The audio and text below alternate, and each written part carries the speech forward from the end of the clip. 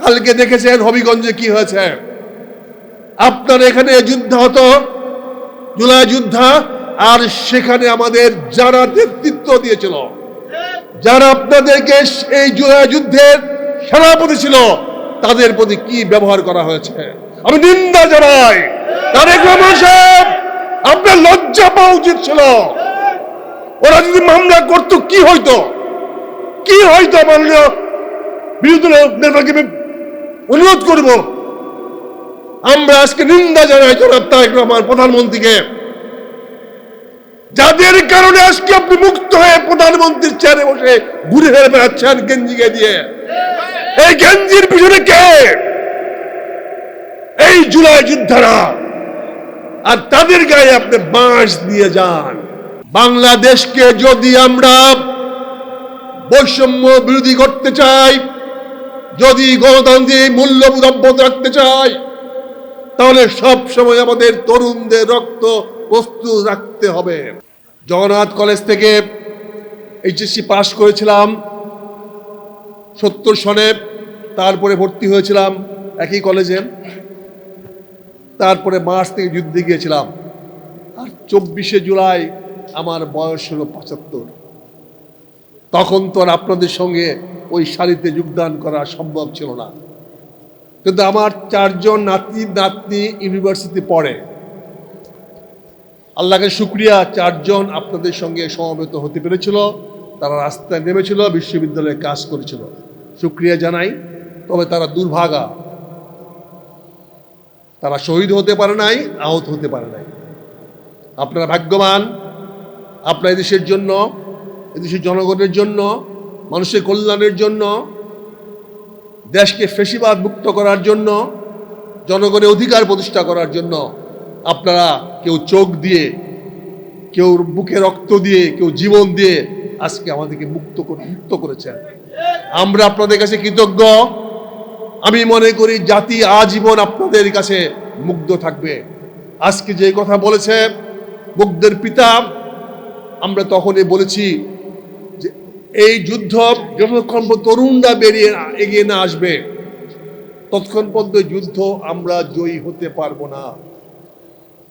আজকে আপনারা এগিয়ে আসছিলেন, আপনার সন্তানরা এগিয়ে আসছিল, আপনারা সেই ভাগ্যবান, আপনারা সেই গর্বিত সন্তানের পিতা মাতা, যাদের কারণে আজকে আমরা বাংলাদেশ হায়ানা মুক্ত হয়েছি, বাংলাদেশ ফ্যাসিবাদ মুক্ত হয়েছি, স্বৈরাচার মুক্ত হয়েছি। আগামী দিনেও বাংলাদেশকে যদি আমরা বৈষম্য বিরোধী করতে চাই, যদি গণতান্ত্রিক মূল্যবোধ অব্যাহত রাখতে চাই, তাহলে সব সময় আমাদের তরুণদের রক্ত প্রস্তুত রাখতে হবে। এই তরুণ ছাড়া কোনদিন সমাজ সামনে আগাতে পারে না। আমার পক্ষে এখন কিছু করা সম্ভব নয়, বক্তৃতা দিতে টায়ার্ড লাগে, কাজে এখন আর কিছু করতে পারবো না। কাজে আজকে এই তরুণরা আগে আসতে হবে।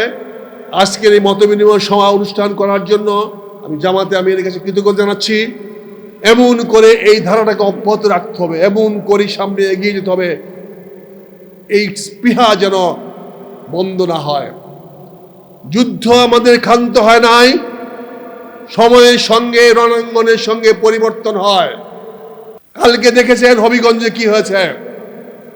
আপনার এখানে যুদ্ধ হতো, জুলাই যুদ্ধ, আর সেখানে আমাদের যারা নেতৃত্ব দিয়েছিল, যারা আপনাদেরকে এই জুলাই যুদ্ধের সেনাপতি ছিল, তাদের প্রতি কি ব্যবহার করা হয়েছে আমি নিন্দা জানাই। তারেক রহমান সাহেব, আপনার লজ্জা পাওয়া উচিত ছিল। ওরা যদি মামলা করতো কি হইতো, কি হইতো? মাননীয় বিরোধী নেতাকে অনুরোধ করব, আমরা আজকে নিন্দা জানাই জনাব তারেক রহমান প্রধানমন্ত্রীকে, যাদের কারণে আজকে আপনি মুক্ত হয়ে প্রধানমন্ত্রীর চেয়ারে বসে ঘুরে ফেরে বেড়াচ্ছেন গেঞ্জিকে দিয়ে। এই গেঞ্জির পিছনে কে? এই জুলাই যোদ্ধারা, আর তাদের গায়ে আপনি বাঁশ দিয়ে যান।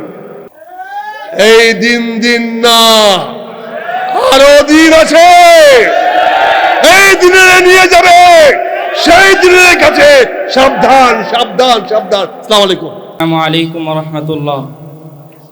إن الحمد لله نحمد الله ونصلي على رسوله الكريم أما بعد فأعوذ بالله من الشيطان الرجيم بسم الله الرحمن الرحيم كم من فئة قليلة غلبت فئة كثيرة بإذن الله صدق الله العظيم সম্মানিত জুলাই যোদ্ধা এবং শহীদ পরিবারের সদস্যবৃন্দ ও মঞ্চে উপস্থিত সম্মানিত অতিথিবৃন্দ, আজকে এখানে দাঁড়িয়ে জুলাইয়ের কোনো স্মৃতিচারণ করার জন্য এখানে দাঁড়াইনি।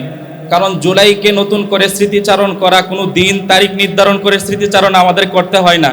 কারণ জুলাই 24শে জুলাই আমাদের উপর এমনভাবে গিয়েছে, সে প্রতিটি রাত আমাদেরকে স্মরণ করিয়ে দেয় জীবনের উপর একটা জুলাই আসছিল। নতুন করে তারিখ বর্ষপূর্তি হিসাবে আমাদেরকে জুলাই স্মরণ করতে হয় না।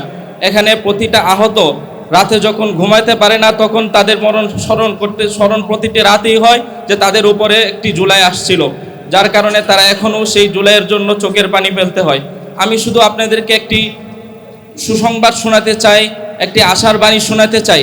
আমরা যে কতটা সৌভাগ্যবান সেটা শোনাতে চাই। আল্লাহ তাআলা তার কোরআনে একটা কুদরতের কথা বলেছেন, একটা নিয়ামতের কথা বলেছেন, যে কুদরতটা হচ্ছে আল্লাহ তাআলা নিজ অনুগ্রহে তার খাস বান্দাদেরকে দেখার এবং উপভোগ করার, অবলোকন করার সৌভাগ্য দান করেছেন। সেটা হচ্ছে কাম্মিং ফিয়াতিন কলিলাতিন গলাবাত ফিয়াতান কাসীরাতান বিইذনিল্লাহ।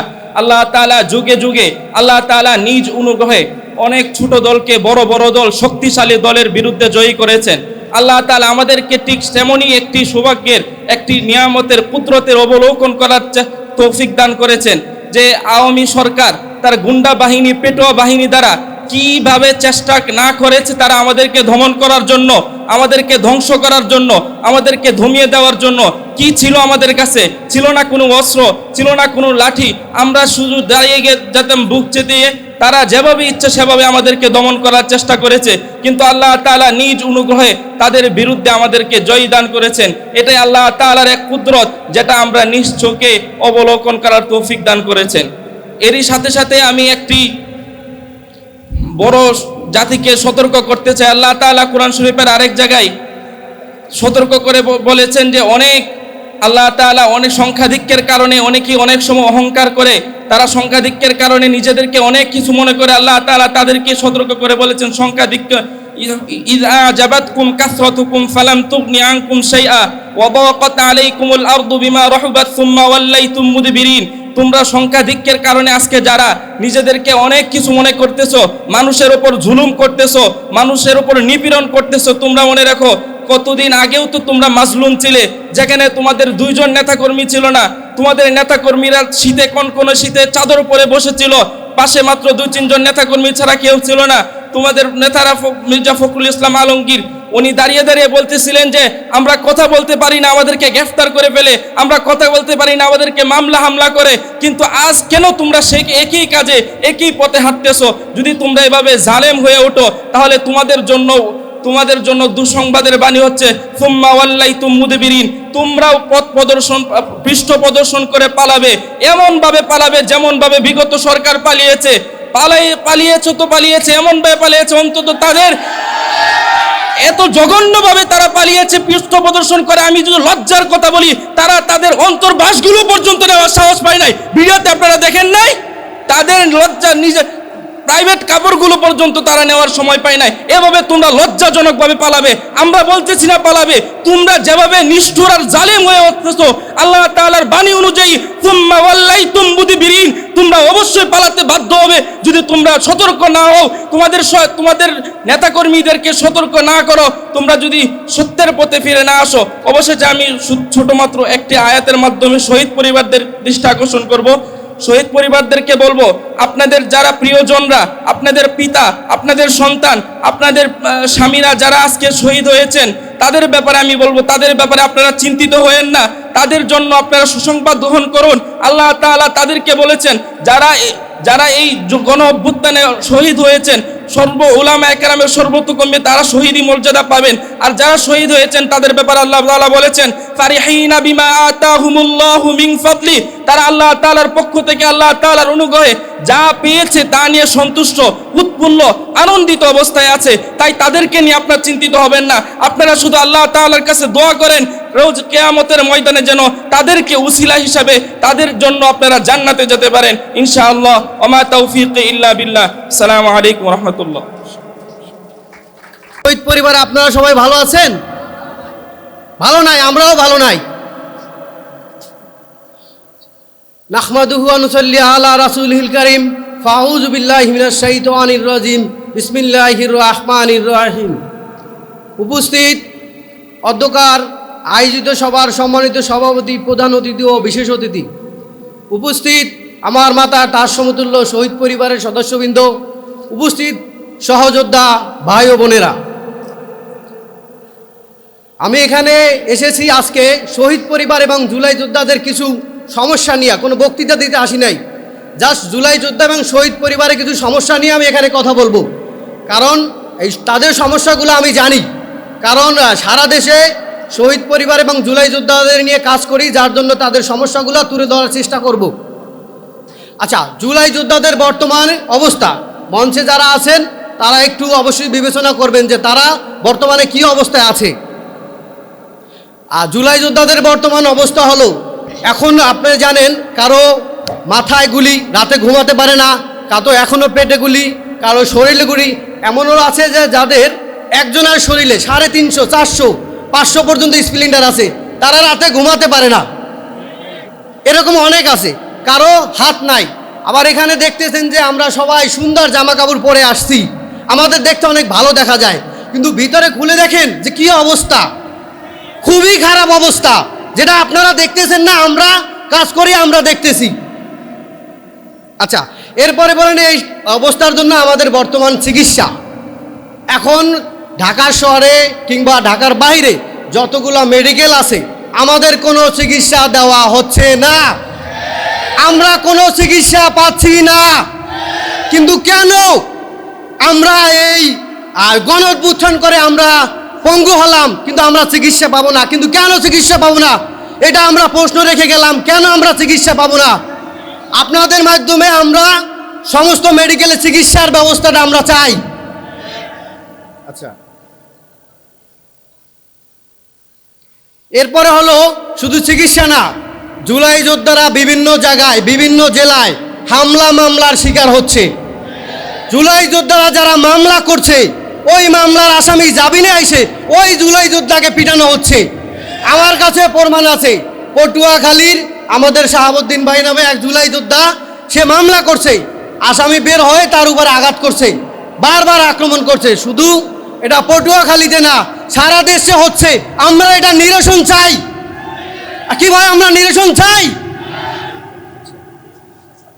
আচ্ছা, এরপরে হলো আমরা যারা এখানে আছি তারা আহত হয়েছি, কিন্তু আমাদের আরো কিছু ভাই আছে যে যারা আহত হয়েছে কিন্তু এখনো তালিকাভুক্ত হতে পারে নাই। আজকে 2 বছর হয়ে গেছে, এখনো তারা তালিকাভুক্ত হতে পারে নাই। কিন্তু কেন তাদেরকে তালিকাভুক্ত করা হলো না, এটার জবাব আমরা চাই। আচ্ছা, এরপরে আমি শহীদ পরিবারের কিছু সমস্যা নিয়ে কথা বলছি। এখানে অনেক শহীদ পরিবার আছে, এখনো অনেক শহীদ পরিবার আছে যে যারা সরকার কিংবা কোনো সংগঠন এদের থেকে কোনো সহায়তা পায় নাই, 1 টাকাও পায় নাই। আমি একটা উদাহরণস্বরূপ বলি, শহীদ মাসুম, ওনার বাসা হইল মুগদা, ওনার 4 ছেলে মেয়ে, উনি মারা গেছে 4 না 5, যাই হোক, ওনারা এখন পর্যন্ত 1 টাকাও কোথা থেকে অনুদান পায় নাই, ওনারা সংসার চালাতে পারে না। এরকম খুব খারাপ অবস্থা। আমরা যতটুকু পারি এভাবে আমরা সহায়তা করে যাচ্ছি। শেষ করে দিচ্ছি, আরেকটু আমি সময় নিব। তো এরকম হাজারো সমস্যা আছে, যে সমস্যাগুলো আসলে সমাধান না করলেই নয়। তো এই জন্য বলবো, আমাদের একটা ফাউন্ডেশন আছে জুলাই যোদ্ধা এবং শহীদ পরিবার নিয়ে আমরা কাজ করি, সেটা হলো বাংলাদেশ জুলাই যোদ্ধা সংসদ। আমি সেই সংগঠনের সেক্রেটারি। আমি চাচ্ছি এখানে যারা মঞ্চে আছেন আমাদেরকে একটু আপনারা সহায়তা করেন, আমাদের পাশে দাঁড়ান, আমরা জুলাই যোদ্ধা ও শহীদ পরিবারের পাশে দাঁড়ানোর চেষ্টা করব। তো এই আশাবাদ ব্যক্ত করে আমি আমার বক্তব্য শেষ করছি। খোদা হাফেজ, বাংলাদেশ জিন্দাবাদ। এ পর্যায়ে আলোচনা পেশ করার জন্য বিনীতভাবে অনুরোধ করছি শহীদ মেহেরুন্নেসা তানহার গর্বিত পিতা জনাব মোশাররফ হোসেনকে সংক্ষিপ্তভাবে কথা বলবার জন্য বিনীতভাবে অনুরোধ করছি।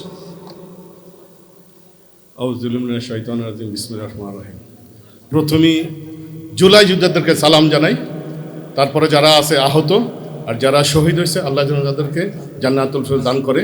আর সম্মানিত যারা আছে উপস্থিত তাদেরকেও সালাম জানাই। ইনারা সবাই কষ্ট করছে, আমরাও কষ্ট করছি, আমাদের সন্তানরা কষ্ট করছে। যেই আশা নিয়ে যুদ্ধ করেছেন, শহীদ হয়েছেন, যারা জীবন দিছে, সেই আশা পূরণ হয় না এখনো। সেটা হয়েছে জুলাই সনদ গণভোট বাস্তবায়ন। অনেক দুঃখ, আমার সন্তান, আল্লাহ মাফ করো আমার যেন কান্না না আসে, আমার সন্তান যেটা নিয়ে যুদ্ধ করে শহীদ হয়েছে সেইটা পূরণ হয় নাই দেখে আমার মনে ব্যথা, যার জন্য আমি কথা বলতে আসি। সবার মনে ব্যথা। আর আগামীতে অনেক শহীদ পরিবার, মহিলারা, পুরুষেরা কথা বলার সুযোগ দেবেন প্লিজ। ওনাদের মনে অনেক কষ্ট আমি জানি, ওনারা কথা বলতে চায়, দুঃখের কথা বলতে চায়, বলতে পারে না, ওনাদের সুযোগ দেবেন। আর একজন মাননীয়, খুব মাননীয় ব্যক্তি আর কি, দেশের প্রধান, উনি বলেছিল যার জবান ঠিক নাই তার কোনো ধর্ম নাই। বলেছিল, লজ্জা লাগে আমার খুব লজ্জা হয়। এই পজিশনে থাকে এই কথা বললে এটা কি মানায় না। আপনি ভুলে যেন না 17 বছর দেশের বাইরে ছিলেন। আপনি যে এয়ারপোর্টে নামছিলেন না, ওই এয়ারপোর্টে রক্তে রাঙ্গানো ছিল। শহীদ পরিবার রক্ত দিয়ে আপনি হেঁটে হেঁটে চেয়ারে আসছেন। আপনি বলছেন জুলাই সনদ গণভোট বাস্তবায়ন করবেন, আপনি কথা রাখতেছেন না। আপনি আবার বলেন যার জবান ঠিক নাই তার কোনো ধর্ম নাই। আমরা কি মনে করব? আপনি অল্প বয়সে আপনার বাবা হারাইছেন, অল্প জোয়ানকালে ভাই হারাইছেন, শেষ বয়সে মা হারাইছেন, আপনি একা আছেন। আমাদের মাথার মণি হয়ে থাকেন, চোখের মণি হয়ে থাকেন, মাথার তাজ হয়ে থাকেন, আমাদের দুশ্মন হয়েন না। যদি গণভোট জুলাই সনদ বাস্তবায়ন না হয় খুব শীঘ্রই আমরা যে রাস্তায় নামবো তো নামবই। আমাদের যাদের সন্তান হারাইছে, যাদের চোখ মুখ হারাইছে, তাদের একটাই দাবি জুলাই সনদ গণভোট বাস্তবায়ন করতে হবে। নতুন বাংলাদেশ আমরা চাই তো চাই, বিকল্প কিচ্ছু নাই।